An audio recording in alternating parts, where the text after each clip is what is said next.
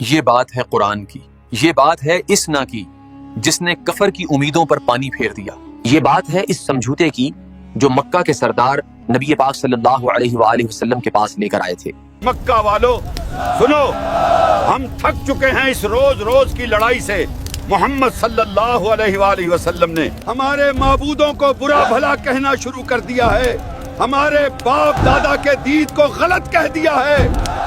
بالکل صحیح کہا، ہماری جماعت کو توڑ دیا اس نے، ہر گھر میں لڑائی ہے، بیٹا باپ کی نہیں سن رہا، بھائی بھائی کا دشمن بن گیا ہے۔ یہ بات ہے سورہ کافرون کی۔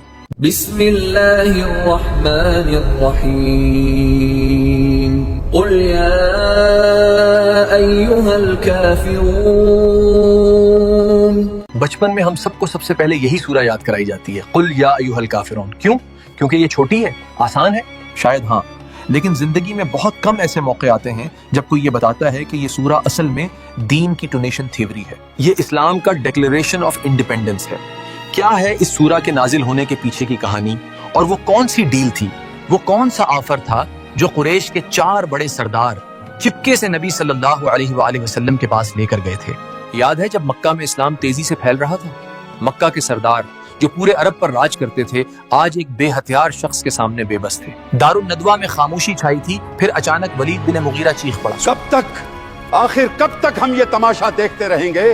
حج کا موسم سر پر ہے، باہر سے قبیلے آئیں گے، اگر محمد صلی اللہ علیہ وسلم نے ان کے کان بھر دیے تو کعبہ کی سرداری کس کے پاس رہے گی؟ ہماری عزت مٹی میں مل جائے گی۔ ہم نے اسے شاعر کہا، جادوگر کہا، لوگوں نے ہم پر ہی ہنسنا شروع کر دیا۔ یہ زور زبردستی کام نہیں آ رہی ولید، کچھ اور سوچنا ہوگا۔ تو پھر سودا کرتے ہیں، ویاپار تو ہماری رگ رگ میں ہے، اسے کچھ ایسا دیتے ہیں جسے وہ ٹھکرا نہ سکے، دین کے بدلے دین۔ سوچئے ذرا، قریش کس حد تک گر گئے تھے، جب طاقت سے نہیں ہرا سکے تو سوچا کہ چلو دین میں ملاوٹ کر لیتے ہیں۔ یہ 4 سردار ولید بن مغیرہ، عاص بن وائل، اسود بن مطلب اور ام بن خلف سینہ تان کر نبی صلی اللہ علیہ وسلم کے پاس پہنچے۔ وہ 4 سردار پورے غرور کے ساتھ نبی صلی اللہ علیہ وسلم کے پاس پہنچے، انہیں لگا کہ آج وہ بازی مار لیں گے۔ یا محمد صلی اللہ علیہ دیکھو، ہم سب ایک ہی خون ہیں، ایک ہی قبیلے کے لوگ ہیں، یہ روز روز کے جھگڑے ہمیں کمزور کر رہے ہیں۔ ہم تمہارے لیے ایک مڈل گراؤنڈ لائے ہیں، اگر تمہیں دولت چاہیے تو ہم اتنا چندہ جمع کر دیں گے کہ تم مکہ کے سب سے امیر آدمی بن جاؤ گے، اگر تمہیں عزت چاہیے تو ہم تمہیں اپنا بادشاہ ماننے کو تیار ہیں، بس ہماری ایک چھوٹی سی شرط مان لو۔ زیادہ کچھ نہیں، بس 1 سال، صرف 1 سال تم ہمارے لات اور عزیہ کو سجدہ کرو، اگلے پورے سال ہم تمہارے رب کی عبادت کریں گے، اس سے دلوں کی دوریاں مٹ جائیں گی۔ سوچو، اس میں سب کا فائدہ ہے۔ وہ اپنی طرف سے پیس ٹریٹی آفر کر رہے تھے، لیکن حقیقت میں وہ ایمان کا سودا کرنے آئے تھے۔ وہ انتظار کر رہے تھے کہ نبی صلی اللہ علیہ وسلم ہاں کہیں، لیکن جواب زمین سے نہیں آسمان سے آیا۔ تب اللہ نے سورہ کافرون نازل کی۔ اعوذ باللہ من الشیطان الرجیم، بسم اللہ الرحمن الرحیم، قل یا ایہا الکافرون لا اعبد ما تعبدون ولا انتم عابدون ما اعبد ولا انا عابد ما عبدتم ولا انتم عابدون ما اعبد لکم دینکم ولی دین۔ کہہ دو کہ اے کافرو، میں ان کی عبادت نہیں کرتا جن کی عبادت تم کرتے ہو، اور نہ تم اس کی عبادت کرنے والے ہو جس کی عبادت میں کرتا ہوں، اور نہ میں ان کی عبادت کرنے والا ہوں جن کی عبادت تم نے کی ہے، اور نہ تم اس کی عبادت کرنے والے ہو جس کی عبادت میں کرتا ہوں۔ تمہارے لیے تمہارا دین ہے اور میرے لیے میرا دین۔ چلیے اس سورہ کو سمجھتے ہیں۔ سب سے پہلا لفظ دیکھیے، قل ہوا۔ اللہ نے یہ نہیں کہا کہ اے محمد تم ان سے بات کرو، نہیں، اللہ نے ڈائریکٹ آرڈر دیا، کہہ دو۔ نبی صلی اللہ علیہ وسلم پر یہ فرض کر دیا گیا کہ ان کے منہ پر یہ بات بولنی ہے، اور کیا بولنا ہے؟ یا ایھا الکافرون، اے کافرو۔ یہ ڈپلومیٹک لینگویج کا اینڈ تھا۔ یہاں نوٹ کرنے والی بات یہ ہے کہ قرآن میں عام طور پر یا ایھا الناس، اے لوگوں کہا جاتا ہے، لیکن یہاں اللہ نے ڈپلومیٹک زبان ختم کر دی۔ یہ وہ لوگ تھے جن کے بارے میں اللہ جانتا تھا کہ یہ کبھی ایمان نہیں لائیں گے، اس لیے ڈائریکٹ کہا اے انکار کرنے والو، لا اعبد ما تعبدون، میں عبادت نہیں کرتا جس کی تم عبادت کرتے ہو۔ یہاں نبی صلی اللہ علیہ وسلم نے کلیئر کر دیا کہ پریزنٹ میں अभी इस वक्त मैं तुम्हारे बुतों को नहीं मानता, लेकिन कुरैश कह सकते थे अच्छा अभी नहीं मानते, अगले साल तो मानोगे, डील तो अगले साल की थी। तो अगली आयत आई वला अंतुम आबिदून मा आबुद, और ना तुम इबादत करने वाले हो जिसकी मैं इबादत करता हूँ। फिर अल्लाह ने बात को और वाज़े किया ताकि कोई शक बाकी ना रहे, वला अना आबिदुम मा अबदतुम, और ना मैं आइंदा कभी इबादत करूंगा इनकी जिनकी तुम इबादत करते हो। मतलब ना आज मानूंगा ना कल मानूंगा। इस डील का दरवाजा हमेशा के लिए बंद है। इस सूरा में बार बार इबादत का लफ्ज रिपीट हुआ है।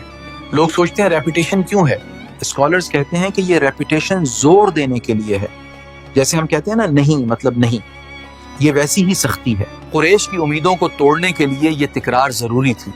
और आखिर में वो फैसला कुन जुमला जो आज तक मुसलमानों की पहचान है, लकुम दीनुकुम वलिय दीन, तुम्हारे लिए तुम्हारा दीन और मेरे लिए मेरा दीन। इसका मतलब ये नहीं कि सब धर्म बराबर हैं, नहीं, इसका मतलब है पीसफुल सेपरेशन, कि भाई अगर तुम नहीं मानते तो लड़ाई झगड़ा नहीं, लेकिन कॉम्प्रोमाइज भी नहीं। तुम अपने रास्ते, मैं अपने रास्ते, हम दीन में मिलावट नहीं कर सकते। जब नबी सल्लल्लाहु अलैहि वसल्लम ने उनकी आंखों में आंखें डालकर ये सूरा सुनाई तो वहां सुनाटा छा गया। इसने तो दरवाजा ही बंद कर दिया, उसने तो हमारी उम्मीदों पर पानी फेर दिया। चलो यहाँ से, ये शख्स कभी नहीं झुकेगा, इसके साथ अब कोई बात नहीं हो सकती, अब सिर्फ तलवार फैसला करेगी। उस दिन कुरैश समझ गए कि ये दीन कोई बनावट नहीं है जिसमें चेंजिंग की जा सके, ये अल्लाह का दीन है जो कॉम्प्रोमाइज नहीं करता। इस सूरा की अहमियत का अंदाजा आप इस बात से लगाइए। मशहूर सहाबी हजरत इब्न अब्बास रज़ियल्लाहु अन्हु फरमाते हैं कि कुरान में कोई सूरा इब्लीस शैतान पर इस सूरा से ज्यादा भारी नहीं गुजरती, क्योंकि ये शर्क से बिल्कुल बुराअत डिस्क्लेमर है। एक और हदीस सुनिए, सुनन तिरमिज़ी हदीस 3403 में आता है कि नबी सल्लल्लाहु अलैहि वसल्लम ने फरमाया सूरह काफिरून कुरान के 4/4 हिस्से के बराबर है। और सही हदीस में आता है कि नबी सल्लल्लाहु अलैहि वसल्लम ने एक सहाबी को नसीहत की, जब तुम सोने के लिए बिस्तर पर जाओ तो सूरह काफिरून पढ़कर सोया करो, क्योंकि ये शर्क से बुरी कर देती है। सोचिए, रोजाना रात को अपनी तौहीद पक्की करके सोने का नुस्खा है ये सूरा।